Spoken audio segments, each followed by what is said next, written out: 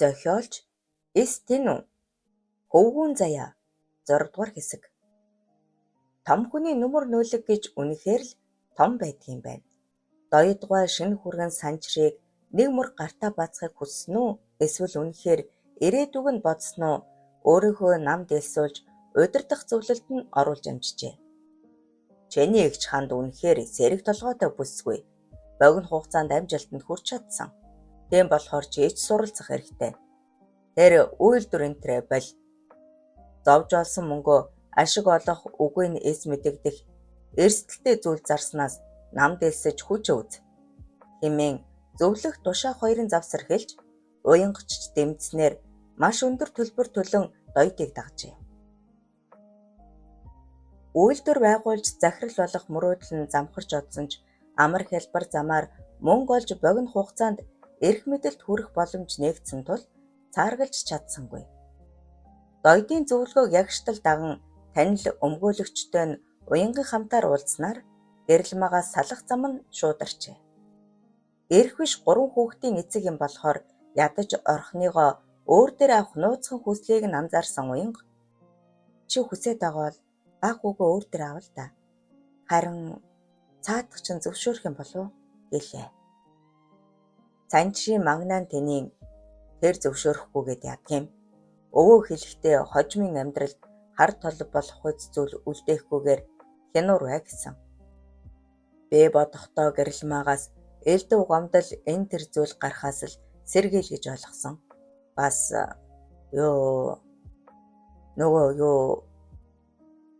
хүүхдүүдэд насанд хүртэл нь тэтгэмж өгч таарах бах гэж яаран хариулав. Уянгийн царай хувран шилбэлзэж зогсноо. Ээж нь бас хариуцлага өрөх ёстой үсттэй. Охиноо яах болж вэ? Тэгээд ч би 3 сартаа жирэмсэн. Гэтэл чи өөр бодолтой явдаг байх нэ. Хэмээн их л бөхөмдөв. Уянгыг жирэмсэн гэдгийг сонссон санчир өвдөх сөхрөг шахан бүхэлзөөд чамда маш их баярлаа. Ер нь орхныг авах хажуулъя. Тэг үү. 75-аар бууж өгч буй санчрыг харан баг зэрэг зөөлөрсөн уянга хүүгээ аммаар байвал ав. 6 настай хүүхэд бидэнд нэмэр болно. Харин тэтгэмж энтрээ мартаарай. Надад олсон орлогоо бусдтай хуваалцах хүсэл алга гэжээ. Уянга бухимдахаараа улам хөөрхөн болчих юм. Нүд нь гялалзаадал нааш чааш холихох тоолонд бүхэн бумбагнаадал даашинцных нь урт оноотой хормойн завсраар нүцгэн гуйн гялалзаадал. Дэндүү дурбалаам харагдана. Санчир тэсгэл алдан сэрэлтэн айхалсаар уянга руу зүтгэлж цаадхан ч дуу алдан тослоо. Нэмгэн даашинцны хормоос сөхөхөд дотоожгүй байсан нь бүр галзуур мэдрэмж төрүүлнэ. Бүх нь огтхон ч унжихгүй эгц бум байж үзмэн бор товчин өмхөө даммаар сэрэн. Чи минь яг л өвлөрийн гүнж юм аа. Нэрээ юу? Тийм. Цэлгэр том өрөөнд нөм нүцгэн эрэм хоёр ирээлж нэрэлгэлгүй янаг хайрын мананд мансууран айхалсаар өвсгөр зөөлөн хевсэн дээр унаад өглөө. Гар халтрам торгомсог зөөлөн арьс. Уянгыг цээжиндээ шахан үнсэн озох санчрын гар доошилсоор чигтэж норсон сарнайн дэлбэрүүн тэмтчлээ.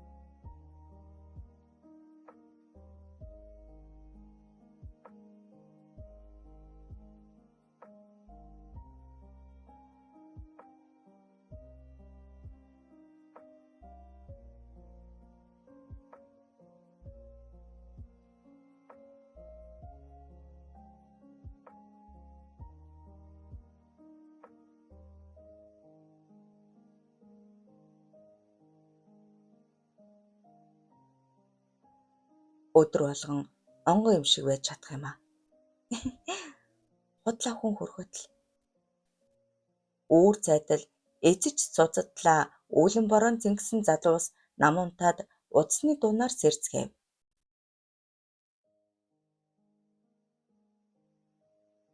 Танихгүй дугаар байна. Авал та. Байна уу? Санчраа. Энд чи юу? Уучин эхнэрээ танимагц уянгаас эмээн таслах гэснээ. Эдэр маань. Юу? Чи туслаач. Дахиж амьдралд чинь гай болохгүй. Гэх цөхрөнгүй хоолоо сонсоод яахаа эс мэдэн алмарч орхижээ. Ээж яагаад ирэхгүй байна? Хоёр дүүгийнхээ даалгаврыг бэлдүүлэнгээ хоолоо хийж дууссан эдэр тэсгэлгүй утсаа шууран хэд залгасан ч ээж нь утас авсангүй. Өнөөдөр цалин буuna гэсэн. Ажилчтайгаа нэг газар орсон болов уу? Эдэр түгшиж эхлэв. Ийш тийш явсан бол заавал хэлэх учиртай. Тэрээр утасныхаа Google Map-ыг нэгээд ээжийнхээ байршлыг харвал ажлаасаа холгүйхэн караокед орсон бололтой зааж байв. Баг зэрэг тайвширсан ч утсаа авахгүй байгаа шалтгааныг нь олж ядан дороо холхон нэлээд үзсний эцэст ерөн тосъё. Ээж маань арх дарс уухш. Хэмээн шивнэд зогсноо. Тамира агаа нь ээжийг тосоод ирэй. Чи дүүгээ хараад гэрээсээ гаралгүй байж байгаарай.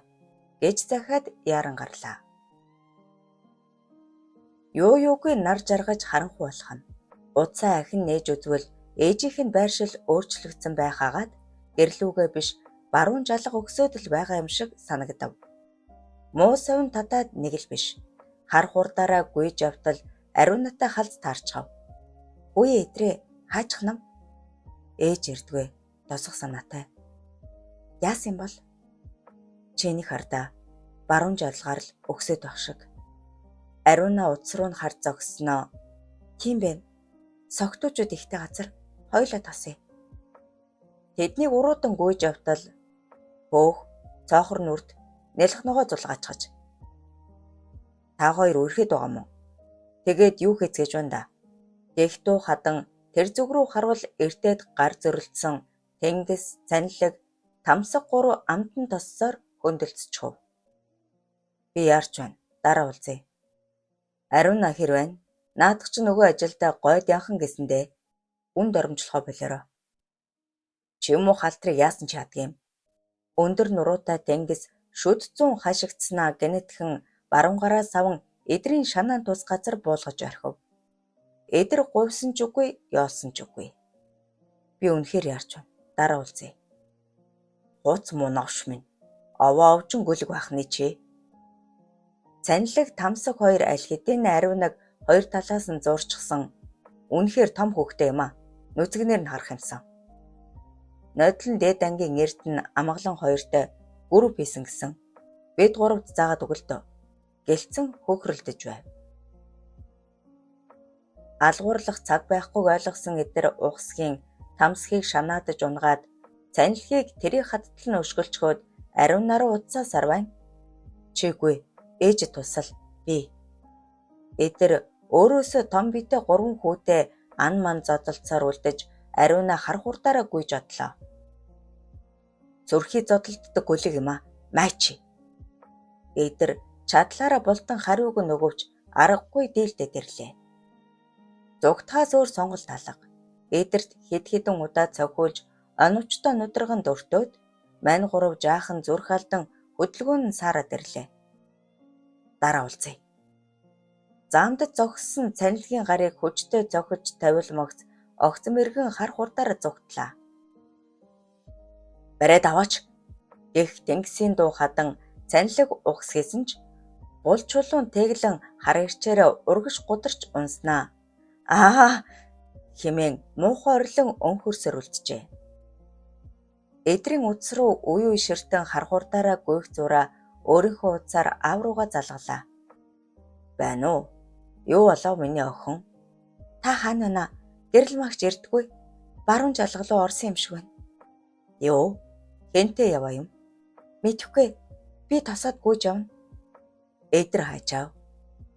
Ариунагийн нулимс гэнэтхэн сад асгарч ээрж гацан Эртээдийн гуравтаа задалтаа түлцэн. Новшнууд аав нь машинтай явна. Одоохон. Хурц гэрлээ гэлбэлзуулсаар нэгэн машин булан доройд гараад ирсэн нь Гамбаа байв. Алив суучих. Эдрийн ээж яасан гин. Та хардаа ийшээ яваад байна. Мөнхөө эргээрээ түргэл. Машин огцом эргэн давхисаар гэрэлмагийн байгаа жалга руу уруудан ортол хогон овоолгоны тэнд хоёр хүн ноцолдож байгаа нь урц гэрэлд тун тод харагджээ. Нар аль хэдийнэ жаргаж эргэн тойрон тас харанхуйд умбжээ. Дэрэгдэн сугдан алхах ойдов үе өгзөг хонгойг нь хөнгөн базалах нь жихүүдэс хүрэм. Утсан дуугараад байгааг анзааравч аваад ярьчих зориг хүрсэнгүй. Караокенаас гарахтал ойдов яриулаагүй. Одоо яваад очих хооронд ярьж яах гэв. Би чамайг бариад идчихгүй хэмээн шүд зүүн хэлсэн болохоор эв аяыг нь дагаад ч бол тухай харъя гэж бодсон нь буруу байж. Гэрлөө биш арай өөр тийшээ алхаад байгааг анзаарсан гэрэлмаа буруу яваад байна. Зүүн талаар өгсөх ёстой штэ гэд сугцсан гарнаас нь молтрох санаатай цахалдал энэ зам ил өдөөт надад этэг гэж хахирдын өнгөөр өгүүлэх ойдов парвгар том сарвуугаараа шуун дээрээс нь өвдтөл атгаад тавьсангүй. Ээж бит хоёр чамд бас хөөгдүүд чинь сайн хандж байхад харин чи би яагачгүй штэ. 5 цаасны бар ахармагц занга хувиргаад. Ойдоо барнаас авч гарсан архиа шилээр нь залгилсаар дуусга бололтой тар нэр хэлхэн шидэж орхилоо. Бурхан минь, би ямар тэнийг юм бэ? Такси аваад л хайрдаг байж. Өөрийгөө зөвхөн харамсаж эхэлсэн гэрэлмаа арх сэнгэнүүлэн шүдэ хаврах ойдвын гар хөлнөөс базан арх хормой дагуур нь шурган өдрийг нь тэмтжиж эхлэхэд болооч би хармаар байна гэж хашгирах гэсэн авч аман нэвэлсэнгүй дэмийл ангалцжээ. Сул дорой зан итгэмтгий гинэн байдал нь ийхүү олц хайсан нэгний хавханд орж үерлэн асгарах нулимсаа арчигч тэнхэлгүй байваа. Гэрэлмааг таг дуугүй болж орхисонд бахан хансан ойдов энэ үхэнд жаахан суй тэгээд хөдлөе гэж бовтнаад дотроо дуртай алвандаг нөхөртөө хаягдсан авга хүсчил байгаа шүү дээ. Гэхдээ гэрэл маань байтугай үгүй гэж цахалдаг нь эмэгтэйчүүдийн хоос нь төрөх шүү дээ гэж тавлан бододсов. Гэрэл маа би чамд хайртай болчихож 40 нас хүртлээр гойн явсан маань чам агил хүлээснийх байх шүү. Уусан архиндаа халамцсан дур хүсэлдээ багтаж адна тачаадах ойдовт зөөлөн хандаж араа бодох ухаан бас байдаг юм байна. Өнд хүндэл жижирэх гэрэлмаа би 3 хүүхэдтэй хүн шүү дээ. Тэгээд ч хин нэгэнтэй амьдрах хүсэл үнэндээ алга. Харин сайн найз чинь байж чадна гэж арай ядан шивгэнэв. Шүдэ тачхинтал хаврах ойдов сайн найз гэснэ үү? Тэгвэл чи надад туслаач. Сэхэрч эхэлсэн гэрэлмаа нулимсаа шудран арчаад тэгэлгүй ах вэ? Долгор эмээ надад их тус болсон. Би чадах бүхнээрээ туслана гэд ойдвоос хөндөрөх санаатай өндөлцлөө. Дахин гараараа мөрлөн тэврээд өхнөөс нь базлах ойдов хүр инээх зураа хүрмээ тайлан газар дэвсээд гадаа маш дулаахан байна. Чи тэр оддыг хармаар байна уу? Гэсээр гэрэлмаар зүтгэн уруулыг нь шимэн оцлоо. Болооч намайг юу гэж бодов? Хүү маань ирж аваа. Бид хоёрын удас нэгнийхээ байршлыг харах тохиргоотой. Ойдов навцсхийсэн ч дур тачаалаа хязгаарлах тэнхэл тасарчээ. Сайн наазаасаа ийм хэм хармалдаг. Чи муул байна да гэж хашгичаад гэрэлмааг доороохийн өмдтэй ноцолдон өнхөрч эхэлжээ. Сул эрзэнэн өмд шовторн дотоочны завсраар гар шургахад өмхий гач амтан цагдаа дууданда хэмээн ам тавин хашгирахад гэрэл гэлбсаар машин дөхөөд ирлээ. Ойдов жочортон бостол дэрэгдэн торомслон зогссон машинаас хазгнан алхах эр гарч ирээд л гал манартал нударгалж орхижээ. Гэрэлмаа эг маггүй цөргөрөн уйлж Ариуна дэргэд нь очичгсан хувцас хунрыг нянзлан тусал зогсно. Гамбаа найз мөнхөөгийн хамтаар ойдвыг янгинтэл хөлмөгц цагдаа руу залган дуудлага өглөө. Ариуна тогтож ядан ийш тийш хараа тавь зогсноо. Аваа, эдэр яасан болоо? Санаа зовоод гэж шивнэв. Алив мөнхөө яваарай. Ариуна, чи зам хэмээн Гамбаа шавдуулж тэдэж давхиж одлоо. Эдэр яасан гэж юу болсон юм? Чамайг хайж гараад гэтэл эртээ дэггүй банд нар таарсан бололтой. Надаас л хамаг юм боллоо. Энэ ойдвыг арайч ийм хүн гэж бодсонгүй. Гамбаа тамхиа асан шунаглан сор зогсноо. Энэ залуу өөдтэй хүн бишээ. Ээж нь ялгаагүй. Би уг нь эдэрт хийсэн юмсан. Тийм ээ. Хүү маань сануулсан. Би тэнэгтэй л юм. Чи тэнэг бишээ. Этэрхий итгэмтгий зөөлөн зантаа даалын. Тэднийг үгсэлд судал мөнхөө Ариуна эдэр гуравж ирж санаа амарцгааж араас нь цагдаа нарч давхиад ирлээ.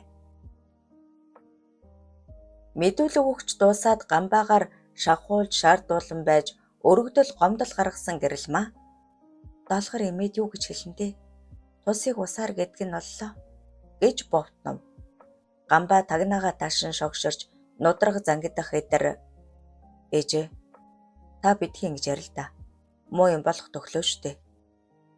Ёр нь юу гэдүүлээ дархан нь гэж их л бухимдангуй өгүүлв. За бодож үзье. Гэрснээр яриа өндөрлөн бүгд гэртээ харжээ. Гэвч төд дудалгүй цагдаагийн машины дууд тохио хангансаар Гэрэлмаагийн гадаа зогсож гарч идэн анивчуулах хоёр ахлагч эдэр гэж энд байна уу? За явна дахөө. Чиний зодсон хүүхэд эмнэлэг тухаангүй байна гэж зандрангуй хэлээд өмөрт сандарсан Гэрэлмаад хандан та хэлцээр өглөө хүрээд ирээрэй. Энэ миний утас. Учир нь олдох үстэй гэжгээд эдрийг дагуулan гарч одлоо. 6 дугаар хэсэг төгсөв.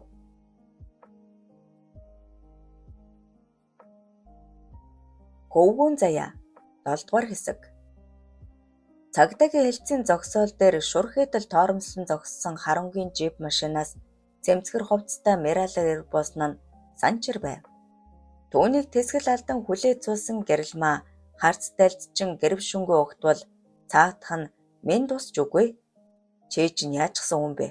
Хүүхдүүдээ харж хандаад байж шатдаггүй хэмээн ширүүлээд нүдний шилээ аван үлээмэр айдснаа. Яг юу болсон юм? Яр гэлээ. Гэрэлмаа босныг нэг бүрчлэн хэлэхэд Санчир хөмсгөө зангидан хар шун юу хийж явдаг хүн бэ? Бид хоёр албан ёсоор салж байгаагаа гэтэл чи өмнө нь зөндөө ирчүүдтэй уулзаж учирсан тухай сонслоо. Үгүй чи ядаж хандаа ихчийн жолоочоос хол байж болсонгүй юу? Гэх үед Гэрэлмаа нүрээ улалзуулан тэр жолоочийг чинь би танихгүй. Өмсөх хувцснаас өөр юмгүй хөөгдөд хүнжил хуудсан авах гэж лодсон.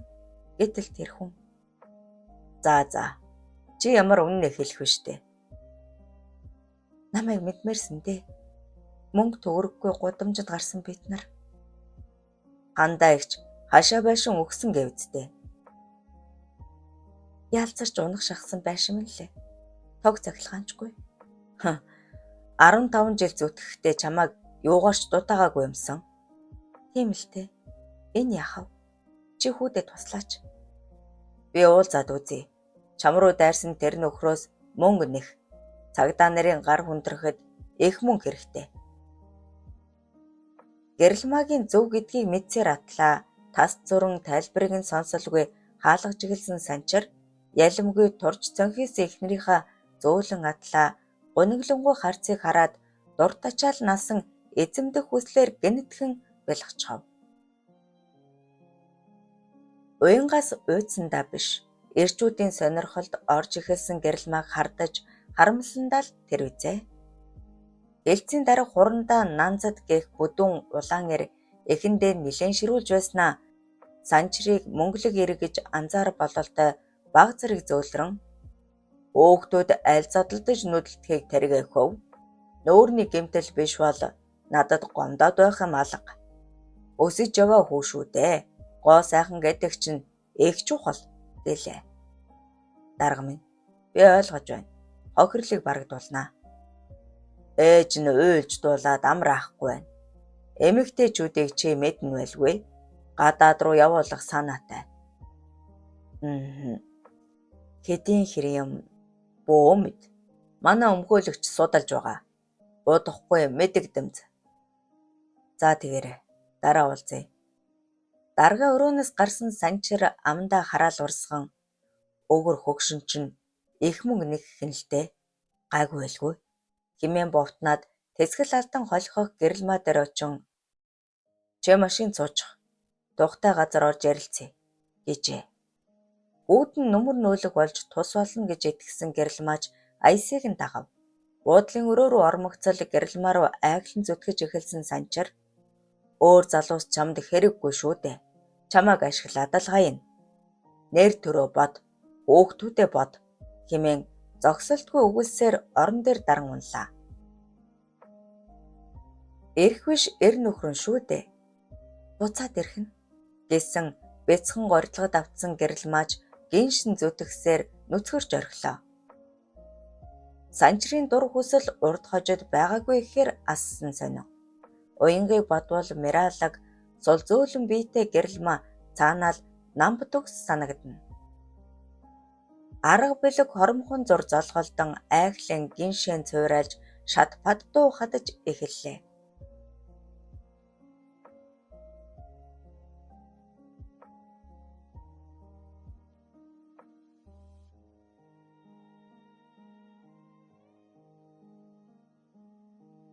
Хэмээн айхлан амьсгаадан үглэж байв.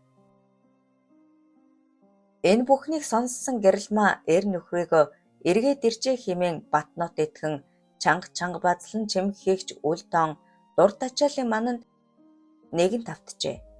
Гэвч энэ сайхан мөч удаан үргэлжилсэнгүй.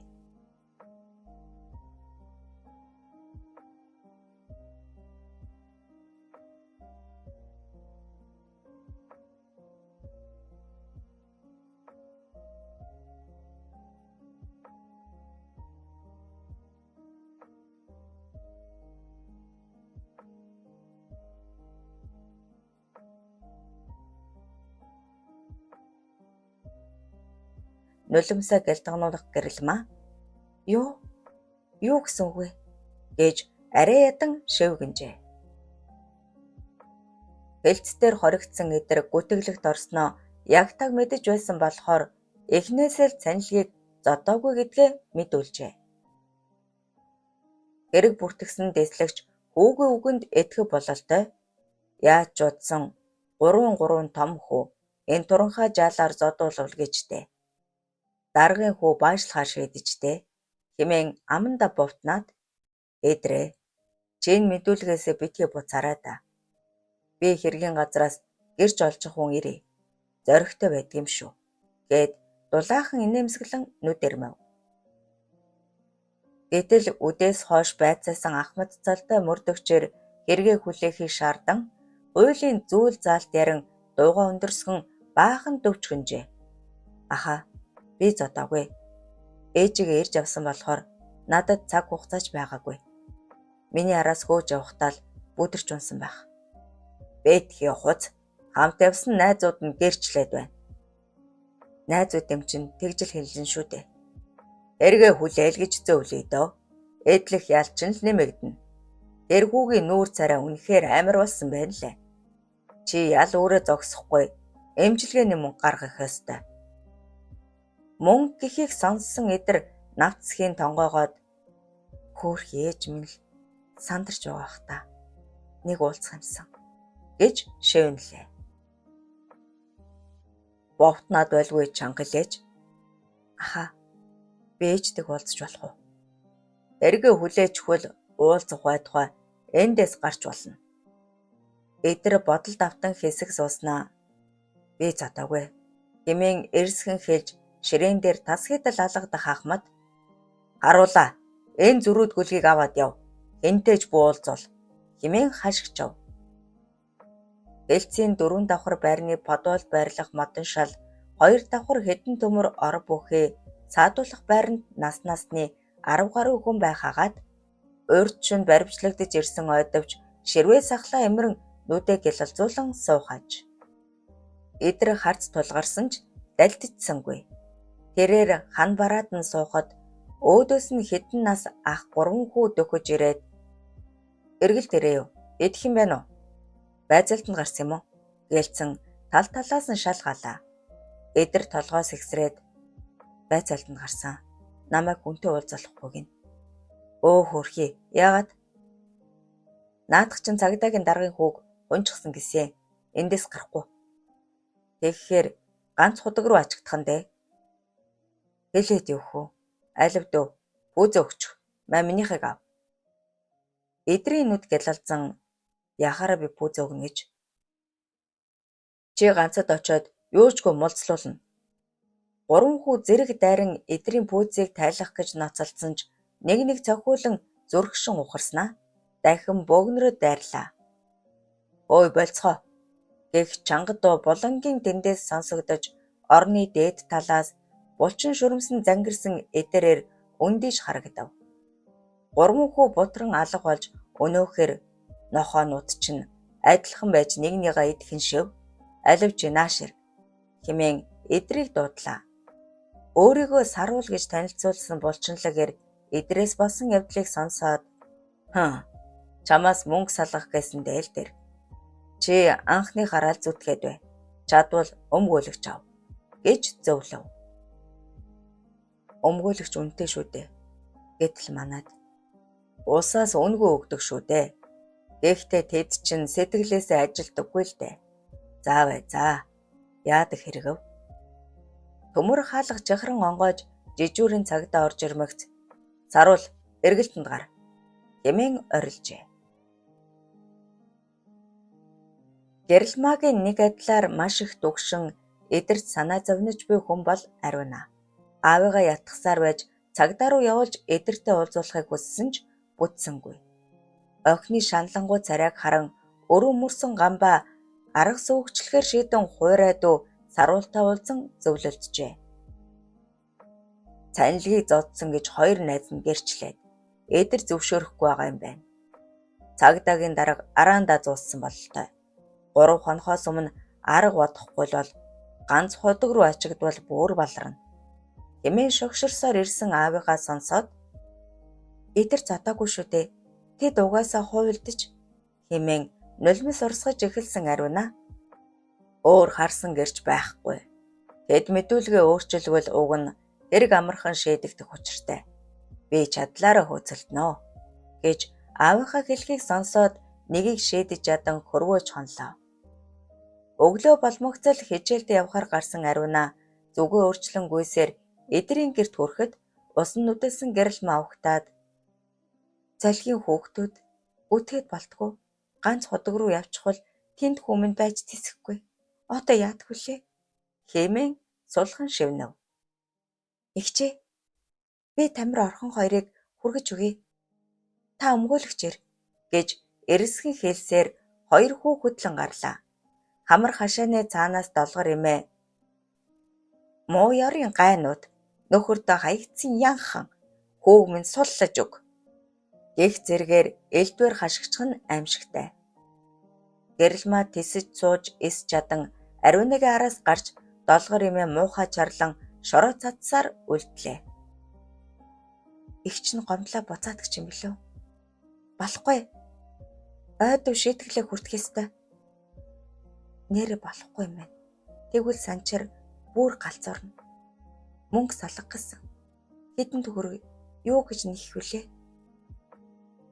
Гэрэлмаа бодолд эргэцсэн хэвээр цагдаагийн хэлцээр автобуснаас бууж Ариуна 2 хүү хүргэхээр цааш оджээ. Яг л гэрэлмаа шиг өдөржин бодолд автан шаналж өндсөн орой болоход нэгийг шийдэх бололтой хамаг гой хувцаа шилж өмсөд гэрээсээ гарлаа. Гар бөмбөг тоглодог Ариуна дэндүү гэмээр гой биетэй. Өөлөх юм гэвэл батга ихтэй царайтай. Жолко нүдэ халахлах шахан самнаж унжуулаад тэнгис тамсаг хоёрын байрны гадна хүрээд гэнэтхэн эргэлзэх бололтой зогсчихов. Гэвч шийджээ. Утсаа гарган зурвас бичлээ. Зүрхэн цээжин дотроо багтаж ядан цоглоно. Удсанчгүй хоёр хүү гүйлцээр гарч ирээд "Өөх, цоохор нүрт чинь ийм гоё биетэй байсан билүү?" Гэхдээ нүүрний батга аяндаа л арилна. Хурдан арилгая гэвэл бодисын солилцоонд ор.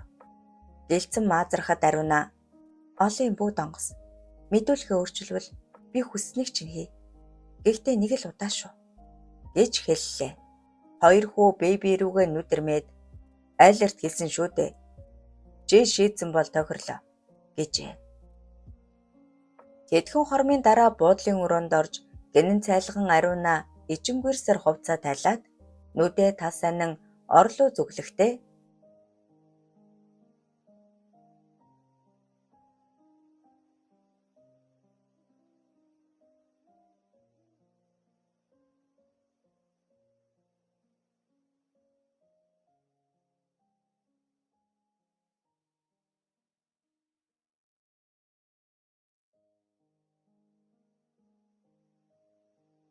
эдрийн ээж болоод дүүнерт туслахын тулд өөрийнхөө ариун нандин биеийг үл хайхарсан ариунаа ирээцээргүй эзэмдэх хоёр хүүгийн дор мэлмэртэл уйлж хөвдөхдөө би ямар охин биеэрээ байгаа вштэй. Ганц удаа бусдын хүслийг биелүүлж эсрэхээрээ өөр хин нэгэн тус болох тийм ч хэцүү зүйл биш хэмээн өөрийгөө зөвтгөн бодож байлаа. 7 дугаар хэсэг төгсөв. Хөвгүүн заяа 8 дугаар хэсэг. Саатуулах байрныхан аль хэдийн дуг нойрондоо дугжирсан бололтой зарим нь хурхиран, зарим нь хар даран тэлчлэх хаж. Булангийн хоёр давхар орны доор хэвдэх эдэр хүүгийн нойр үрэх янзгүй. Энд хоригдсондоо энд байгаадаа тэр айж зүрхшээгүйж ард үлдсэн ээж дүү нартай маш их санаа зовж байлаа. Амьдралын шударга бус төрхтэй нүүр тулж эхэлсэн тэрээр хүмүүс хичнээн олон янзын айш авиртайг яг л уншсан ном, үзсэн кинон дээрх шиг байдгийг ухаарсан. Дээд талд нь хэвдэх сарвал нужгийн талд сунааснаа "Эдрээ, чи унтааг байна уу?" гэсээр өндийгөө дэрв. Нойр хүртгүй, янз бүрийн бодогдоод. Тэр аргагүй. Энхэд чи хэдэн настай гэлээ? 14. Удахгүй 15 хүрнэ. Ах нь чиний насан дээр яг ингэж хүнд гүйтгэгдээд золтой л дээлээ нүмерчхөөгүй. Сайн хүний ачаар мэнд мултарч чадсан. Тэр хүн хэнгэж гам баах шүү дээ. Ёстой сүү шиг сайхан сэтгэлтэй хүн дээ. Бас охин нь. Ариун аюу. Эмээ. Чамаас 3-4 ихч бах. Саруулхаа. Тэр ганц удаг гэж газар тийм амар юм уу? Аймарч гэж дээ. Орхыг хүсэм өгөл газар. Чи эндээс гарч чадвал хууль сайн судалж унших хэрэгтэй.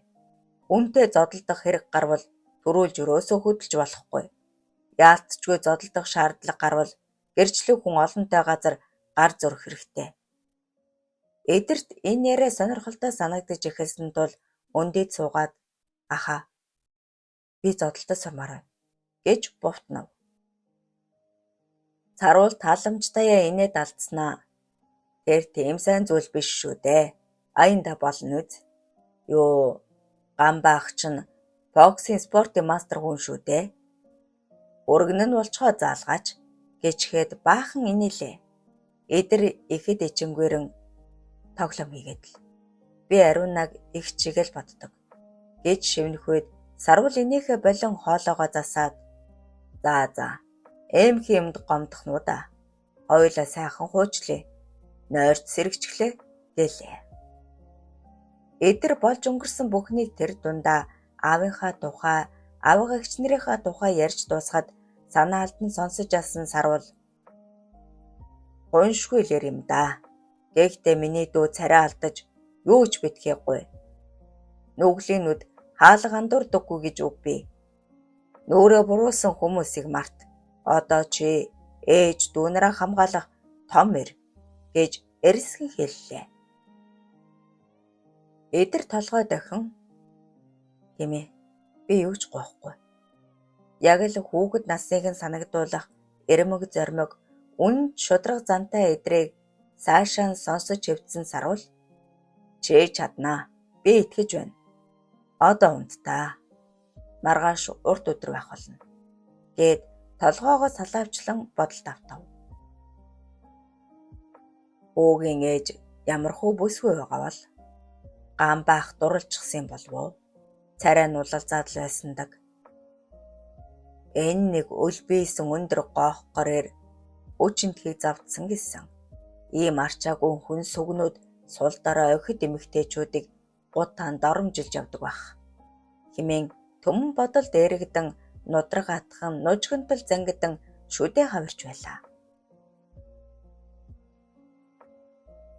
Гадаа машин дуугар нь торомслон зогсох чимээг сонссон гэрэлмаагийн царайнд Мишель тодрон "Хүү минь ирлээ" гэж дуалцаар гарч хартал том хар жипнээс санчир бууж харагдав. Ингээд ирж байгаа болов. Гэвч гэрэлмаагийн гордлох талаар болж санчрын араас хадам игч хандаа бас нэг өндөр гойлог бүсгүй бууж ирлээ. Дорхноо нурмаж оргисон гэрэлмаа "Шин эхнэр нь бололтой. Яасан ч гоё биетэй, яасан ч залуухан бүсгүй дээ" гэж амандаа бовтнон хувцас хунраа янзлмар айдан өөдөөс алхтал "Хөөтер хашаа байшин өгөөд байхад додомдод янзалж чадахгүй унхаагүй амтэн шүү. Иймдээ л хүүхдүүдээ хэрэг төвхөд оруулж байгаа шүү дээ" гэх хандаагийн дуу хадлаа. "Эгчээ, та яар л да." Санчир эгчээ зэмлэн урагшилж явснаа гэрэлмаагаараас гүйлдэн гарч ирсэн Тамир орхон хоёрыг харамгццог тусан "Тамира, орхон, аав дээр" хэмээн зүтгэв. Уулзалт удаан үргэлжилсэнгүй. Том гой машинтай ирсэн ааваасаа огт салахгүй зурах Тамир бишүүрхэн дөлөх орхон нарыг хэд хоногоор авч явахыг нь дуулсан гэрэлмаа үгүй гэж үнэндээ хэлж чадсангүй. Хоёр хүүхдийн бичиг баримтыг өгчих. Эрх намар аятайхан сургуульд оруулнаа. Энэ янзаараа бүгд эдрийн араас орно гэж тажигнах ханд шоолонгой мушилцах гойлог бүсгүй хүүхдүүдэд эрхлүүлэх санжирнэрээ аяглалд нэгэн тавцсан гэрэлмаа "Би хизээ очиж авах вэ? Эсвэл хүргэж ирэх юм уу?" хэмээн тунчиг сул дорой бовтнов. Санжир алхаагаа удаашруулад "Би эдрийн хохирогчд нэлээд их мөнгө төлөх болсон. Бас өмгөөлөгчтэй ирсэн. Тийм болохоор чимээг өхүүлээ" гэчгээд машиндаа суужээ. Гарцаагүй байдалд орсон гэрэлмаа ганц ардлын мананд автан мэгшин уйлж "Хөө минь, шоронд орохгүй л бол хамаагүй. Нээрэл би хүүхдүүд асарч чадахгүй мэ.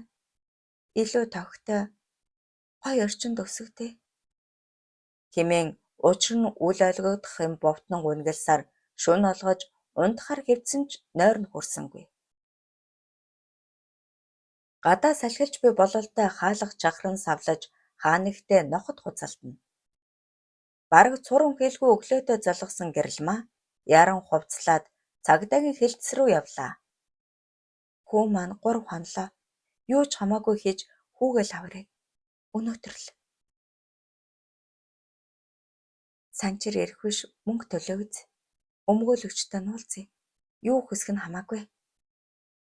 Автобусанд ганцаар яран хүмүүсийн анхааралд орсноо саяланцаар нь дууга хурааж ичингүрэн явсаар хэлтсийн гадна санд мэнд буужээ.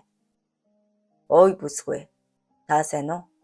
гэсээр буурал үстэй хүн уулзсан нь улгаад алдсан мөнгийг нь мөрдөж буй цагдаа байв. "Та сайн байна уу? Тань лүү зөндөө залгалаа." "Өө, утасны зэник." "Таны мөнгө олдсон шүү. Өнөөх таксины жолоочийн хам саат юм байна лээ. Алив оръё" хэмээн баярт мэдээ дуулгав. "Үйлс хазаасан ч эргээд тэгшрэх өдөр байтгал юм байна." Баяр хөөрт авцсан гэрэлмаа өөдрөг бодолж игүрэлсээр дотгош орж алдсан мөнгөө тоо ёсоор навчээ. "Их хэмжээгээр бэлэн мөнгө авч явах ёр нь дэми шүү. Тань лүү залганаа." "Ястай их баярлалаа. Мөнгөний хэрэг маш их гарч байлаа." Бүх зүйл сайхан болж амьдрал жигдрээд ирэх юм шиг. Эдрийн хэргийг мөрдөж буй Ахмад гэрэл марууд тухайн харж дуугүй сууж та ч их танилтай хүн юм да. За яах вэ? Гэхдээ би гэмтэн зүгээр өнгөрөөдөг хүн биш. Бүгдийг шударгаар мөрднө гэж дууга өндөрсгөөд хохирогчийн аав нь манай хэлтсийн дарга та орж уулз уучлалгүй. Цаг баг байгаа шүү гэлээ. Урандаа Нанзад үл ойлгогдох царай гарган улаа бодорч сууснаа. Би гомдлоо татмаар л байна. Гэтэл эхнэр маань ядаж эмчилгээний зардлал. Тэгэлгүй яхав. Хэд хэрэгтэй бол надад яг 15 сая л байна. Дараа нэмээд нөгөө юу?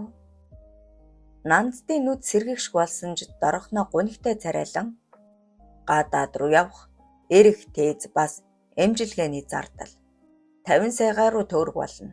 Дээр нь байр унаа, сая хүүргээд мөнгө их л хэрэг болох нь дээ. Гэрэлмаа сантимент цүнхээ ухан боодол мөнгө гарган ширээн дээр тавиад та хүүг минь сулчих. Би үлдсэн мөнгийг нь олж өгнө. Аль болох хурдан гэв.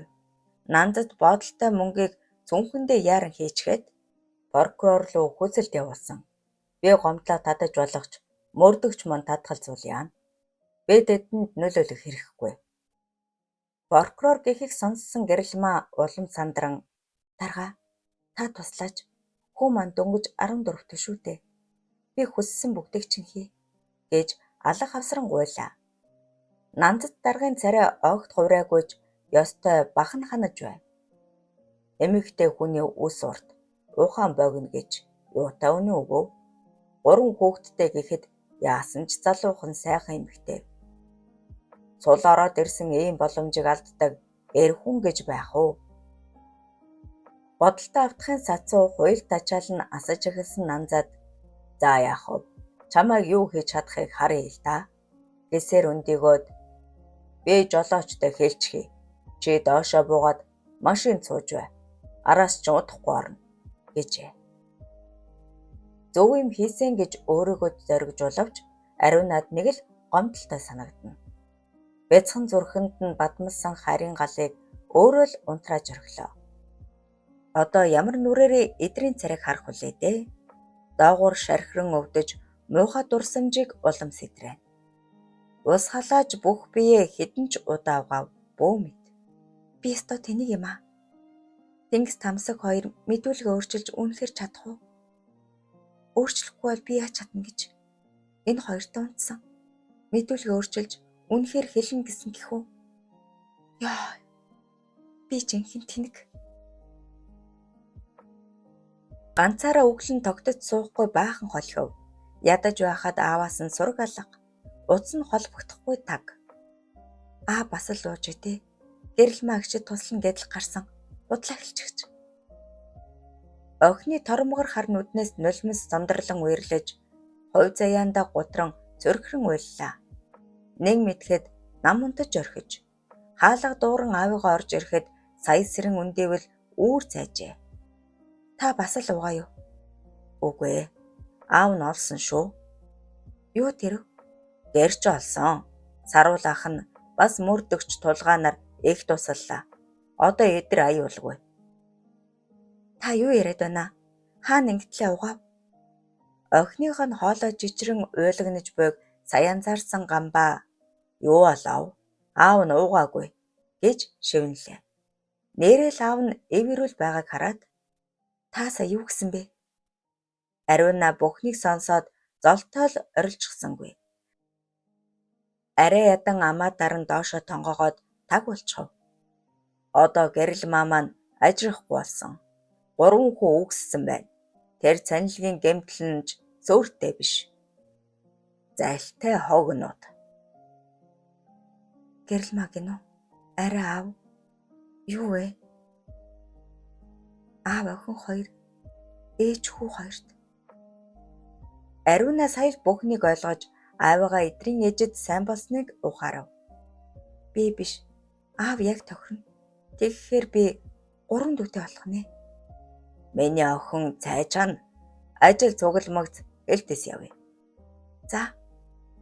Ариунагийн бие хөнгөрөн сэтгэл нь онгойх шиг. Бурууч вэ, зөвч вэ? Би чадах бүхнийг хийсэн. Гамбаа эгээл эрүүл хөлтэй хүн адил хазгнахгүй алхаж байгаа нь үнэхээр гайхмаар. Аавыгаа ийм цовоон цолгиун байгааг анхудаа харж буй ариунаач өхөн баясаж инээд алдаад "Аава, та арай" "Юу гэж?" "Гэрэл магчид." "Юу?" Гамбаагийн царай чавх шиг улаан болчихсон түнтэгнэ зогссноо цайгааж олигтой улгүй гарч одлоо. Ариунаа "Аваа, цайгаа авал да. Цаг эрт байна" гэж орилсон ч сонссонгүй. Охиныхоо гинтийн үгэнд ихэд ичиж бандсан Гамбаа харгүйхээр урууцаар автобусны буудал гүрч саяны гамсгаа аван зогсоод "Зойлогч нь яаж мэддэг байна? Хамаа намаагүй бордог хүүхэд шүү" хэмээн айхлан бовтнож байлаа. Цагдаагийн дэслэгч тулгааг хүлээн зогсдол араас нь хэн нэгэн хүн "Хөөе, юунда мэлэмрэв" гэж орилоход зогтулсан эргэн харвал сарвал инээд алтан зогсож байх нь тэр. "Үгүй чи чинь суллагцсан" гэрч олдоогүй. "Чи яахав? Нөгөө хүү?" "Би зөндөө зөвлөгөө өгсөн. Алив ишлээ." Дөнгөж онгоосон цайны газар орсон хойно сарвал "Галта цогтой хүн лээ. Баргийн өмнө дарамтлуулахгүй" гэснээ зөөгчд хандан "Эрүү толгой зодтолдуулчих юм байна уу? Ходоод гиз наалтах нь" гэж шавд болов. Гамбаа гэрчийн талаар ярьж цагдаа тулгаач уцтаж бүх зүйл сайнаар эргэлээ. "Ой, тэр хүүгийн ээж." "Аль? Хэн?" Тэр машин цуучглаа." "Аа, эдрийн ээж юм уу? Дуудаач."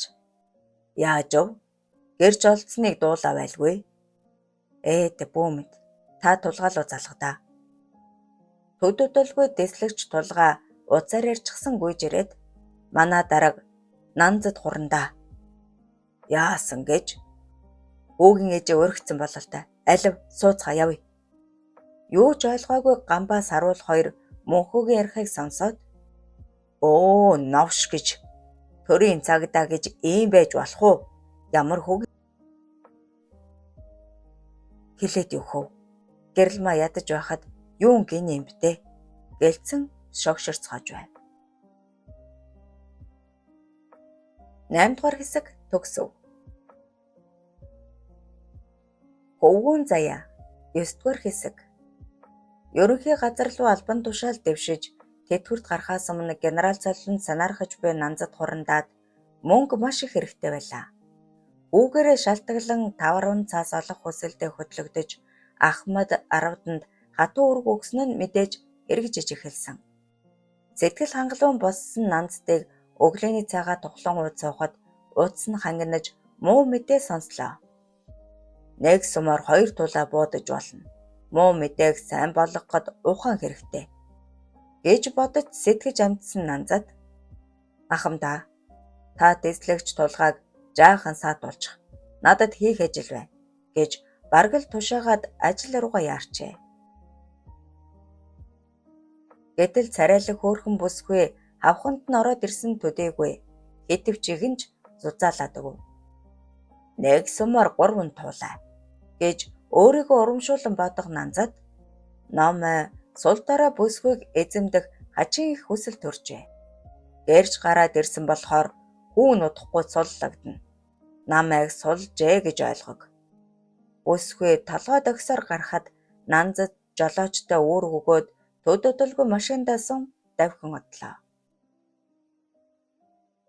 Чухам хаашаа авч явааг нь эс таамаглах гэрэлмаа ширүүн төрхтөө даргаас юм асуух нь бөөхөл эгцэлж харах сөхөөгүй нугдана. Алив буй. Тэр орц руу ороод 4 давхрын 403 тоотын үдэн зогсож бай. Бүсгүй дуулууртаа гэгчин толгой дохиод машинаас бууж эргэн тойрноо хялам хийсэн Нанзад араас нь даглаа. Эд хогшил багтаа 2 өрөө байр. Нанзад уцаар яригчийн дүр үзүүлэн "Тэр хүүг сул олчих. Манайх гомдлоо дадлаа. Насанд хүрээгүй хүү ухаан сууж томоож нүд. Бид хохироод л үлдлээ дээ" гэж жүжиглээд гэрэлмаад хандан Бэ хэлсэндээ хүрлээ шүү. Харин чи. Дарга заавал ингэх. Чи их сайхан хүүх юм. Би чам тусалж чадна шүү. Та чинь гэр бүлтэй. Нанддад дахин тайлбар тавих тэнхэл үлдсэнгүй. Цамцаа сандамент тайлан хурдан амьсгаацаар гэрэлмаа руу зүтгэн улаан уруулнаас нь озон шимэж ангир цагаан цээж рүү хушуугаа шургуулн дайрлаа. Үгүй, би чадахгүй. Дарга, би нэмж мөнгө өгье. Гэрэлмаа бүлтгэнэн бувтансаар ухарсан боловч ханан тулаа зогсчихов. Би бодлоо өөрчилж чадна шүү. Энэ үг гэрэлмаад тун хүнд тусан салганан чичирсээр суун тустал хаалга пижгэнтэл нүдэж эхэллээ. Нанзад айхалсаар өндөгөөд айл андуураа биз, аль хувцаа тайл, түргэл хэмээн бараг л орилов. Хаалгыг уламжинг нүдэх сонсдон Нанз дарга, би тулгаа байна гэх бүгдгэн хоолой сонсогджээ. Дэслэгч тулгаа гэдгийг нэгэнт мэдсэн Нанздын царай хувхай цайн цамсаа өмсөж эхлэнгээ. Ээлдв юм буу яриараа. Би гайж тарж мэднэ. Гав яаж байгуул чадна шүү. Алив наад хувц хунараа янзал гэжээ. Дэндүү гин тэнэг байснаа ойлгосон гэрэлмаа орж ирсэн хүмүүсээс үхтлээ ичин эхцэлж харж чадахгүй байлаа. Нанз дарга, зодооны гэрчлэх хүн алдсан. Танаа хүү шургаад л унчихсан байна лээ. Би ахмадаа сонссон. Суллах тушаал өгсөн. Гэтэл та ээжийг нь яасан гэж ажилгүй гэхээр нь өрөвдөөд энэ байрыг 7 хоногт нэг удаа цэвэрлэж өгөөч гэж хэлсэн. Цалинж боломжийн. Ууг нь хэлсдүүлж хорсондоо уучлал ирсэн гэх юм уу да? Босромог үйлдэлээсээ сэмхэн булдаж байг мэдсэн дэслэгч мөнхөө хэлэх үггүй гацаж харин шил даран зогсох саруулын нүдэнд үйдэн туяа гэлс хийж байв. Тэд гэрэлмаг ямар нэг юм хэлэх болов хэмээн хүлээх үед цаадхан толгой дохин "Тимээ, би энд ажил сонирхож ирсэн юм" гэхэн дээрээ. "Өө, эн чин зүгээр л янхан хүүхэн байх шүү дээ" хэмээн урамгүйхан бодож зогссон саруул ухарсаар гарч оджээ. Үнэндээ гэрэлмаг буруутгах аргагүй юм. Гинэн хонгорхон насандаа хүний эхнэр болж хүүхэд төрүүлэн гэрээ мухар сагсаар нийгмийн болоод хүмүүсийн хоорондын харилцаанаас дэндүү хол тасарсан бололтой. Мөнхөөч юм нэмж хэлсэнгүй. Саруулын араас гарч цэвэр үлдсэн Нанзад "Амаа мэджил яваараа да бүсгүй минь. Өөдөө хайсан чулуу өөрийн толгой дээр гэдэг шүү. Өөчин зодолцсон нь үнэн. Нийгмийн хэв журам алдагдуулж уйл зөрчсөн нь бүр үнэн. Чаргууцалдаж чадна шүү" гэчгээд гэрэлмаг түлхэх шахам гаргаад хаалгаад дангинтал цойжлон цахилгаан шат руу зүгэлжээ. Зуны агим халуун өдрүүд үргэлжлэх цагдоор 22-ын товчооноос холгүйхан байрласан хятад эзэндээ тооцохны үйлдвэрт ажил хөдөлмөр эд буцалж байлаа. Бүртийгч үүлгүй цэнхэр тэнгэрд гацаж орхисон аятай зогсолтгүй шарах нарны илж дэндүү хүчтэй. Начигнан дуугарах хэвлэгч машинаас урсан гарах тооцоонууд хавтгай модон твштэй 3 дугуйт мотоцикл дээр ачигдан эгнүүлж үрж буй хатаах талбайд хүргэгдэнэ. Гартаа 2 үзүүртэй сэрээ барьсан ажилчид нойтон тоосхыг тун сурмаг сэрээдэн нэгэн жигд өрж байлаа. Наран түлэгдэж борлон холцруудсан өндөр нуруутай туранхай хүү бусдаас шалмаг хөдлөн ажиллах нь идэр ажээ. Энд ирээд бараг 2 сар болсон бөгөөд хэдхэн хоногийн өмнө анхны цалингаа аваад бүр их урам зориг орон хичээнгүйлэн ажиллаж байна энэ. Эдэртээ ан ман уралдан зүтгэх хижээл насны ир хөлсөө шудраад "Хай, чи мөнж дадмаг сормог дайчин хүү юм аа. Бэ бүр гүйцэхэ байх нь өөр хүнтэй нэг гар бол" хэмээх үед сүүлчийн тоосгоо өрч дууссан эдэр ярзаатай л инегээд "Яха, бүү санаа зов. Хоёулаа намар балтал хамт та" гэв. Лигийн хижээлэрийн царайнд баясал тодрон "За тэгье. Ах нь илүү хийчэнэ" гэд нар өөдөө сарвчлан харснаа. Жаахан үйл гардаггүй Яасан сони юм бэ? Хэмээн бовтнов. Үдийн цай болжээ. Үйл дээрээс холгойхон байрлах хэдэн гэрлүү ажилчид цуван алхаж зарим нь өнөөх 3 дугуйт мотод дайгдан дөхөж харагдана. Өвгөн ли түүний найз моточин Хуан эдэр гурав тэрүүхэндээ амнигтэй. Хоёр хятад эрд насан балчир эдэр хүүгийн ажил цагт дайчин чанар их таалагдсан бололтой. Сайн гэж эрхий хурууга гоцоолгон магтцгаах бөгөөд үдийн цаг заавал цугтаа уцгаана. Бүнд өдөр дуусаж эсэж ядарсан ажилчид гэрийн зүг сажлаж бодол дарагдсан эдэр сүүл мушгин гэлдрэв. Орхон маань гадаадын гой нутаг сайхал байгаах. Тэр том боловол ээж Тамир хоёр завгүй. Сургууль ортол олигтойхон Монголоод хан давгаа муухай хашаанаас нүнэ. Ингээд ариуна гамбаа хоёр хааны явбал тэр өдрөөс хойш сураг тасарсан. Уртаар санаа алдах эдэр амт муутайхан орой хоолоо идээд гэрт орвол дэндүү бөхчөн байв. Хүнжил гудсаа шүүрэн аваад гадаа унтахаар шийдлээ. Энд хүүхдүүдээс гадна хос залуус ахмад насны эрчүүд ажилдаг. Эхнэр нөхрүүд тэсгэл алддаг бололтой шүн дунд элдэв дуу гарган ирмийн цэнгэл үйлдэх нь тэртэй санагддаг. Өдрөөс өдөрт өсөн чирэгжиж буй эдэрхүү заримдаа энэ тухай бодох үед бүх биеэр нь могоо гулсан гүйх адил сонин мэдрэмжинд автдаг тул ихэвчлэн гадаа унтахыг илүүд үздэг үлээ. Ороо засаад од ширтэн хэвтгөөд ахаад л зүсэн бүрийн бодлууд араараасаа хөвөрлөө. Найз охинтой болох юмсан. Эдэр ганцаараа бэр хийдэл инээд алдснаа өөрөөсөө чин улаачхав. Гэнэт сэм алхах хөлийн чимээ дуулдаж эдэр үндээвэл анаа гэх хонгор цул эгчийн дуу сонсдлоо.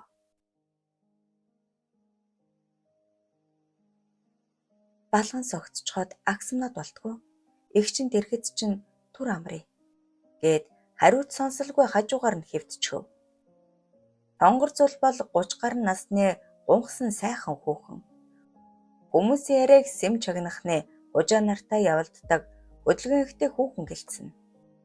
Говинтай усаа барьж хаад худгаас галтгооны гэрэл алхахыг олон ирчүүд шүүрс алдан харцгаадгийг эдэр анзаарсан. Ариунагч яг юм өндөр гойлог бийтээсэн гэж эрх хүн шиг бодож байсан удаач бий. Гэтэл тэр ихч дэрэгдэн төмбөлцөл амьсгаадан нэг их сайхан үнэр сэнгэнүүлэн хэвтэх цаг эртгэл юм байна. Эдэр хідэнтэй хөлбөрөөд буруу харан чимээ алдрахад хонгор зул эгчийн бүлээн гар бэлхүүсээр нь тэврээд авчээ. Нарантуул зах аанайл хүн зоны хөлд дарагдаастай жирийн нэг өдөр зүүн хаалганы гадна зогсох 8-ачид дунд оймос дүрсийг болоод эсэн бус жижиг бараа зарах нэгэн бүсгүй бусдаас ялгаран харагдах нь гэрэл ма бөгөөд дэрэгдэн Тамир хүү нозоорсон бололтой залхуу таяа ившээд сууна. Нанзад хурандаад хууртаж байдгаа алдсан төдийгүй баг хүүгээ аргагууд нь төрсөн идэхтэн даадгсан гэрэл ма нэг хэсэг тунчих зүтрэв. Том хүү эдэр нь хичээл тармагцал ажил хийхээр явчихав. Хориод дийлсэнгүй. Ээжээ, та дахин хүнд хуурдав да. Хэмээн сануулсаар явж утсан хүүгийнхээ араас нулимс туслуулж үлдсэн гэрэл ма. Нэлэх хамтан шүү дээ. Яаж тийм хүнд ажил хийнэ? Энэ бүхэн надаас болсон. Хэмээн өөрийгөө зөвхөн гомдолжээ. Аз болж байгаа найз бүсгүйн таарч нарантуулыг бараацсан нь энэ. Найз хажид нь өөрийнхөө бараанаас зээлэр өгч харин гэрэлмаар ширхэглэн зарсаар баггүй хугацаа өнгөрчээ. Ашиг нь багч ирээдүйтэй мэт санагдана. Энэ амьс ямар үнэтэй вэ? Гэх эрдүү хоолой сонсдмогц хүнд бодлоосоо салсан гэрэл ма. 1000 төгрөг. Энэ даваа амьс шүү гэд өндөв. Ой, та чинь эдрийн ээжүүд ээ. Үүдэн тус болсон саруул болохыг сая таньсан гэрэл ма толгой дохиод.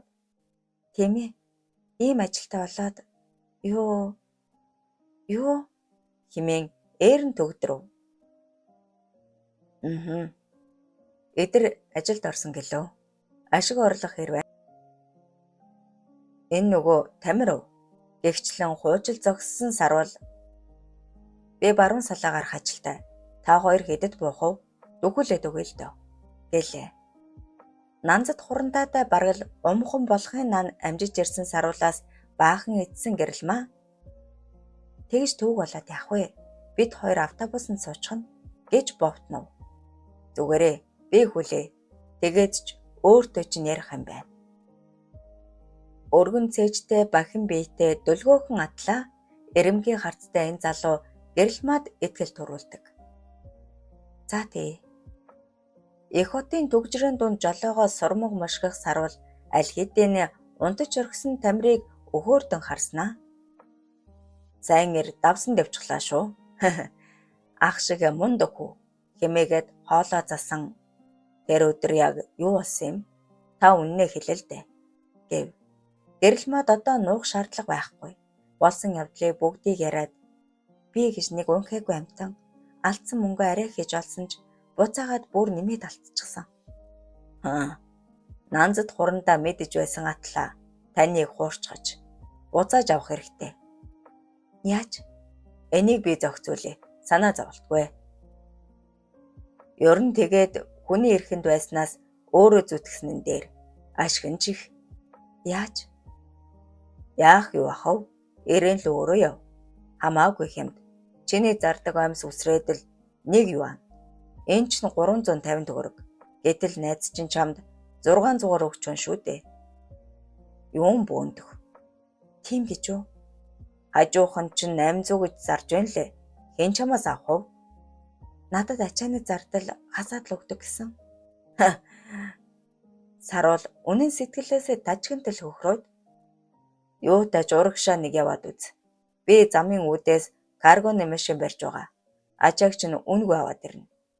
Харин чи илүү хямд бөөндөж хурдан эрг. Маргааш нь гэрэлмаа сэм судлаж үзээд Сарвалын үнэн болохыг мэдмэгц арайчтэй нугалсан үнээр өгдөг байжээ. Гэтэл би хэмээн золтой л уйлжсахан зогсож байтал тэв алгасаар хүрээд ирсэн Сарвал мөнгөийг ч авчихсан шүү. Дансан дахи. Гадаад пассвортаа захиалаад гармагц надтай холбогдоорой гэд утасныхаа дугаарыг өгчээ. 9-р хэсэг төгсөв. Хөвгүүн заяа 10-р хэсэг. Тэр нэг тэсгэл алдуулсан шөнөөс хойш хэдхэн хоногийн дараа хонгор зүлэгч явчихав. Сураг сонсвол тоосхны тээврийн жолоочтой л учир ургуулсан бололтой. Ягаад ч юм эдрийн сэтгэл хүндөөрлөн өвдөж ихэд гуниглан төв замаас тоос татуулан ирэх тоосхны машиныг хэдэн хоног нууцхан ширтжээ. Им хүнд хэд ойртож байгаагүй ч нэг тийм нууцлаг мэдрэмж төрүүлсэн нь ариуна хонгор зул хоёр. Хоёулаа хаашаа ч юм яваад өглөө. Тогооч солигдсноос хойш хоол эрс муудаж зарим нэг ажилчид хэл амхийн ажлаа хаж явах нь игсэв. Лив болоод хуаахын дэмжлэг тусламжаар мотоны жолооч болсон эдэрт цаг хугацаа харавсан сум шиг өнгөрч сэтгэл санаач маш их сэргэжээ. Санааг нь дагаад ч тэрүү ээж дүү хоёр нь эргэн ирж амттанд болуулан нэг үчийг хөөр дүүрэн өнгөрөөлөө. Ээж нь гадаад пассворт авсан. Удахгүй урагшаа явах санаатай. Хичээл орох төгсөн болохоор хүүхдүүдтэй гоё хувц авч ирнэ.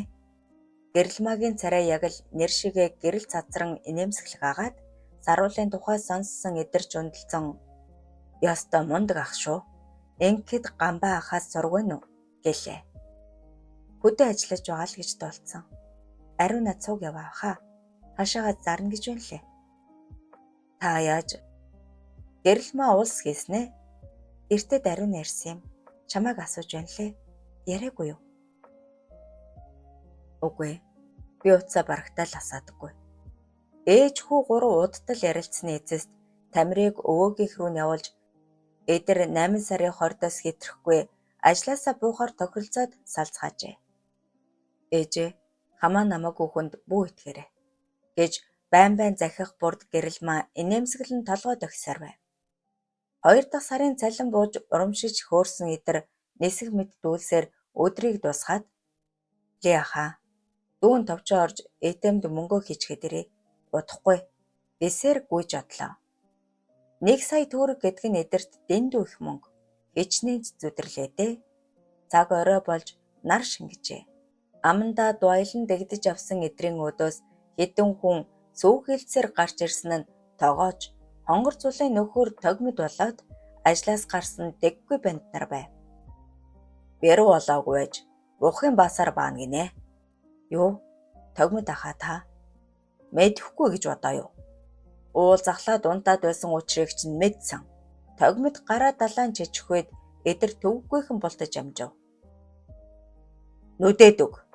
Арыг нь ахан даана" гэж тогмидыг орилмогц тойрч зогссон хэдэн банд хашгиран дайрлаа.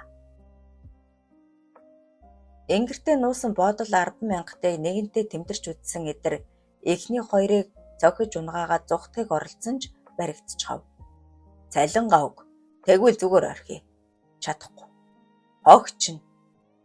Тэд бүгд дарин эдрийг хайр наргүй нүдэн мөнгийг нь булааж авсны дараа тогмид "Амаа мэдэрэ. Хүний эхнэр эзэмдсэн гэд шургаж орхин шүү" гэхэд эдэр бүгдгхэн ёолон "Би чинь жаахан хүүхэд. Тэгээд ч хонгор зүлэгч бодсон шиг чинь хүн биш." "Аа, тийм би. Ямарыг нь чи мэдчихээ юу?" Тогмид муухай орлон хидсэн өшгөлөж орхиод бүгд явж оджээ. Аав ээжийнхээ олон асуултнаас арай чамаа болтон тойров хариу өгсөөр нэг хонсон гэрэлмаа хот руу буцлаа. Үу Тамирыгаа үлдээсэн болохоор одоо санаа зовох зүйлгүй болов. Тамир ам алдчихгүй л бол өөрийн гэсэн ор хоронтой болохоос нааш хэлэхгүй юм шүү. Гэхдээ аав минь яас их турав. Ээж чалгаагүй. Ганц охин надад юм бүхнээ зориулсан буянта бурлууч шүү. Гэтэл миний байж байгаа царайг. Бодолтой дарагдсан гэрэлмаа хамт яваа хүмүүс нь арх задлан ууж эхэлснийг анзаарсангүй. Дэрэгдэн суух акмигээр нэг мэдгтэл хүзүүдчихсэн урууга зүтгүүлэн шанаагаар нь эргэнүүлж байв. Гэрэлмаа займчин суухад "Энэ хүүхэн нойргүй хонсон бололтой. Дөрөөг нь чангалаад өг" гэж цэцэрхэхэд бүгд дэмжин архиар шахаж эхэллээ. Урд суух бүдүүн шар авган яриагаар бол тэд нэг байгууллагын ажилчид бололтой. "Эмэгтэй хүн байна. Учиртай шүү" хэмээн өөрийгөө тайвшруулах гэрэлмаа ундгаанд уруулаа хүрвүү гэтэл ахмигээр араас нь түлхэн балгуулж орхив. Золтол хахаад өгчихсэнгүй. Бүдүүн шар авгаа хагас эргэн суугаад тас инээ. "Манай хоёр бүр улаарчхаж 8-ачид манайс илүү уудаг шүү дээ. Өг" хэмээн өгөөдөж ард цуугаа хоёрч ээлжлэн архи шахаж эхэллээ. "Ахнараа, би өнөөдрийн вагоны билеттэй ууж болохгүй" гэж цаахалсан ч 3 хундах татан манарч орхижээ. "Буудлаарах уу?" гэх хахир дуугаар сэргсэн гэрэлмаа өөхнөөс айглан баацлах ахмиг эрийг сая анзаараад "Та чинь гач донтой мó? Бодвол эхнэр хүүхэдтэй биз" хэмээн орилжхов. Ахмиг эр муухан инээмсгэлсээр дуугаа хурааж өнөөх авгааж намжин болчихлоо. 2 цаг яваад хүрэх газар бараг өдрийн тал болжээ. Жолооч хархуу гэмшингөө мушилзан "Эгчээ, та вагонд амжихгүй дээ" гэх үед өтөл муута өөрийгөө зөвхөн "Юу тааж 8 шаргаарыг та тэнд болгочих" хэмээн шивнэв. Хажтаас баахан дуудлага бас зурвас иржээ. "Бид явлаа. Ямар найдваргүй юм бэ? Маргааш өдөртөө багтаж гарах болохоор вокзалаас замын үдийн таксинд сууж ир. Өглөө уулзъя" гэсэн байв. Гэрэлмаа хингэнтэл санаа алдаад "Найз нь ирж амжсангүй. Орой таксинд сууя" гэж бичиж орхиод толгой эргэх дотор муухаархыг үл тоон тэссээр 8 шарга дээр буулаа. Анх удаал гадаад дэвсгэрт гартаа барьж үтсэн гэрэлмаа 3 боодол юаныг элгэндээ тэврэх шахам нандинсаар вокзал орж орой явах такситай тохироод ойролцоох буудлын орж түр амсгэв. Бурхан минь, нөхөргүй ядарсан эмэгтэй гэдгийг хараад л мэдэж байна шүү. Яаж би тийм сул дорой харагддгийн болов? Буцалсан ус ууж манарсан дотроо уужруулан зүсэн зүйлийн бодолд автаж сууснаа ухсхийн тайчаад шүршүрт орлоо. Нэрэл хөөхөн царайлагч юм шиг. Хэвлийгээр таргасныг эс тооцвол чилгэр гоо биетэй гунигтай харцтай бүсгүй толин тодрон. Хөөхн үл ялэг унжжээ. Бусдаар өөлөх юм алга. Бодолт нь гамбаа эсвэл сарвал эргэлтэн. Оюулаа сайн хүн.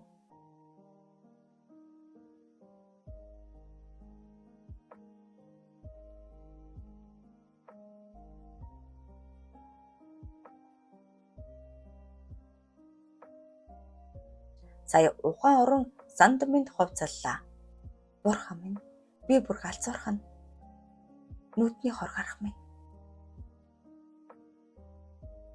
Сэрүүлэгний дуунаар тунчиг сэргэлэн сэрсэн гэрэлмаа буудлаас гарч сайхан хооллоод таксинд 100 холын замд гарлаа.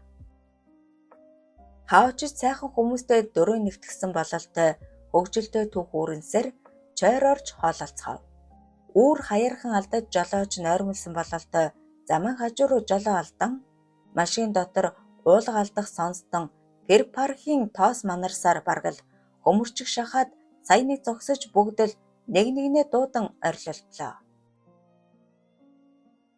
Эмнэлгийн орон дээр сэрсэн эдэр юу болсноо санаж ядам бодол хийсээр тогмид тэргүүтэй залуустай таарснаа сая саналаа. Зөвлөгч бүсгүй түүнийг сэрснийг анзаараад "Дүү минь, чи зүгээр үү? Ярьж болох нь?" гэхэд эдэр инэвхэлэн толгой дохиод "Зүгээрээ, эгчээ, би ажилдаа явах ёстой" гэлээ. Төв дудалгүй эмч шүүгэн орж ирээд баахан чагнаж удтал тэмтэрч үзсний эцэст "Яс сайтай чирэг хүү байна. Эрентхэн зураг бас хэдэн шинжилгээ аваад шийдэе. Одоо цагдаатай уулз" гэснээ. "Арга гэрийнхээ утсыг өгөөрэй. Аав ээжийг чинь дуудуулъя." "Юу аав байхгүй. Ээж сүлжээгүй газар байгаа. Тэгвэл хамаатан саднаа. Заавал ингэх учиртай юм." Эдэр бодож "Их чинь хүмүүсийн ярьдаг шиг тийм ч муу хүн биш шүү" хэмээн чихний омог руу нь халуун амьсгалаа төөнүүлэн хэлээд дугаараа өгсөн хонгор зулыг гэнэтгэн санаад "Нэг танил эгч маань би болох юм болов уу?" гэжээ. Азар эдэрт ямар нэгэн гэмтэл бэртэл байсангүй.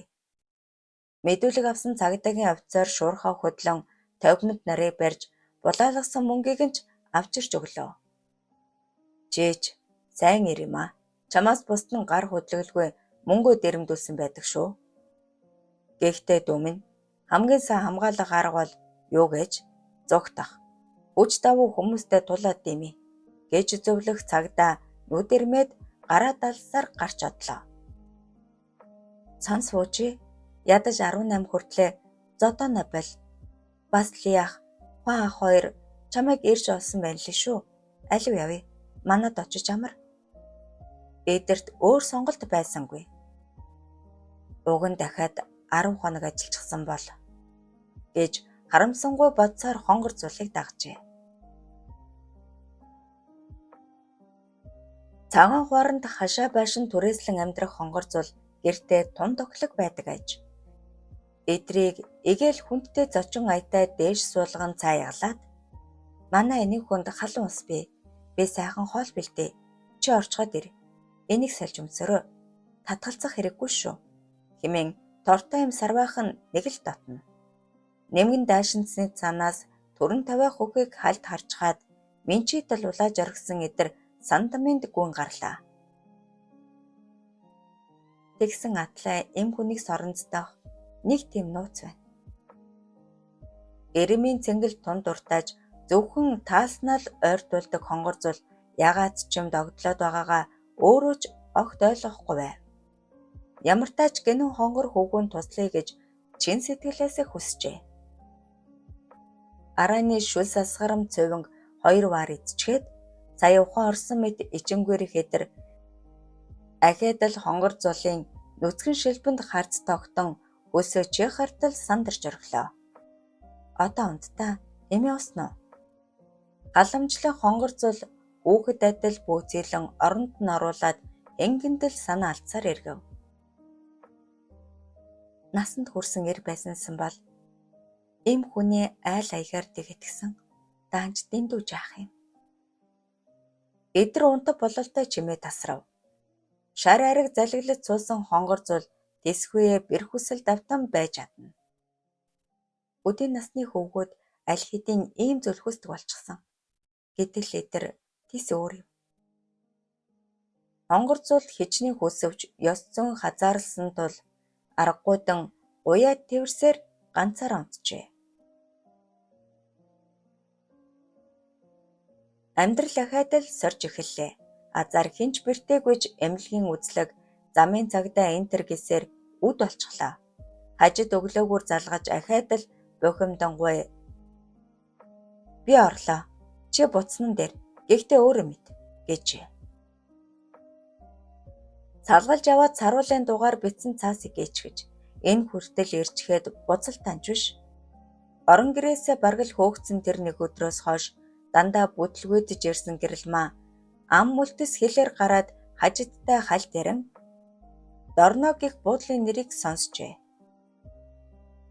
Эхүүн сонин үнэр үнэртэх Эрен хотын зээл дээр бомогц өнөөх буудлыг бидрэн хайлаа. Буудлаа олж өрөөг аваад уучраа улаалан зээлэр хэсэж гүйж юу ч авч чадалгүй орой болгочихов. Хаасаагүй монголчууд тойлоховч нэг л айцтай. Гэвч үүний төлөө яваа үлээ дээ.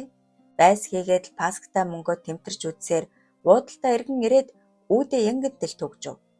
Өглөө эртлэн боссон гэрэлмаа хэд хэдэн газраас хүүхдийн хувцас бөөндөж хар торон жихэн буудал руугаа зөөсөөр 10 мянган ён өргөтөл орой болчихов. Хэтэрхий үнэтэй авчихвэ гэж хаширлан хянуур хянснах үзээ. Юутайж хүүхдүүдтэй гутал пүүз авъя. Хэмээн ганцаар ярьсаар гутлын тасгаар бидэрнэ. Өөниа бараа үзээ. Шинхэн бараа. Хямдагун шүү найзаа. Ирнэ. Гэх хужаанаар дундуур тэнэж эдэр тамир хоёрт бас өөртөө боломжийн бүүз авчихв.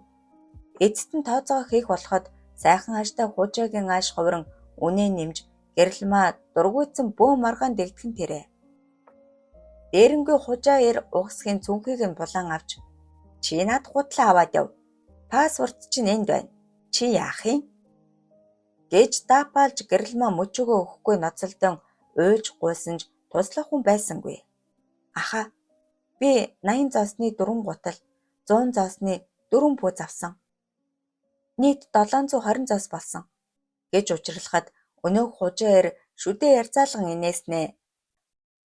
Чээ 130 зоосны 4, 180 зоосны 4 гутал авсан хэмээн улаан цам гөрдөв. Гэрэлмаа айд сандран за та зоос аваа би цүнхээ авъя хэмээн дорой дугарахад анхудаа явж байгаа эмэгтэй гэдгийг баттай мэдсэн өнөөх хужаа ээжтэй сэртэлцэн харснаа нүдээ жартаалган чийг сайхан гүүн яваана. Ийшээ сууно жаахан яри болно гэд гэрэлмааг мөрлөн тэрвэрч өмхийн амтаа хушуугаа дөхөөлөхөд өөрийн мэдэлгүй алгадаж орхиод цүнхээ сугдатан галзуу хужаа гэж хашгирсан ч тавилж чадсангүй. Энэ өвхөр Монгол хулгай хийлээ гэж хашгирах хужаар гэрэлмааг үстэн цүнхтэн зурлдав. Захаах дөхөж байсан ч монголчууд олноороо хөлхөх хагаад хинч туслахыг оролдсонгүй. Гэтэл хаан нэгтгээс өө чи эмэгтэй хүн дээрлэхэд гэх эрдүү дуу гарч бүжирмэг залуу гарч ирээд гэрэлмааг түшин цүнхийг нь суг татан бариулаад урд холд хэмээн яаран шивнэв. Энд улаанаар хаваарын хятадууд шуугилдан шавсанж залуур орд болсонгүй. Цагдаагийн хэсэг дээр хужаар баахан хашигчин бархирч залуу өрлөө шүлсээ өсчүүлэн дайрч ажилтнууд тэднийг нэгжин бөө юм боллоо. Эцэст нь гэрэлмааг явуулахар болоход үгүй энэ хүн буруугүй танаа худалдагч худлаа үнхэлж хуурсан гэж чадал мэдэн зүтгэсэн ч нэмэр болсонгүй. Орчуулагч өөр Монгол бүсгүй эгчээ та явснан дээрээ маргааш өглөө ир танаа эндүү торгуул төлөх бах мөнгөтэй ирээрэй хэмээн учирлаж "Та яваа юу? Би зүгээр" гэж монгол залууч шавдуулж аргагүйд нь тэндээс гарчээ. Ирээний парк бололтой гэрэл цацарсан талбайд монголчууд жаргалтаяа холигцгооно. Цүнхээ нэгжиж байхдаа саруулын дугаар бичсэн цаасыг олсон гэрэл маа сүлжээ орсон газар залгасан боловч холбогдсонгүй. Ямар тач дахин гээж мэднэ хэмээн болгоомжлон авралын од байж болох үз тэр дугаарыг ягштал цээжлээд буудлын руугаа алхажээ. 10 дугаар хэсэг төгсөв.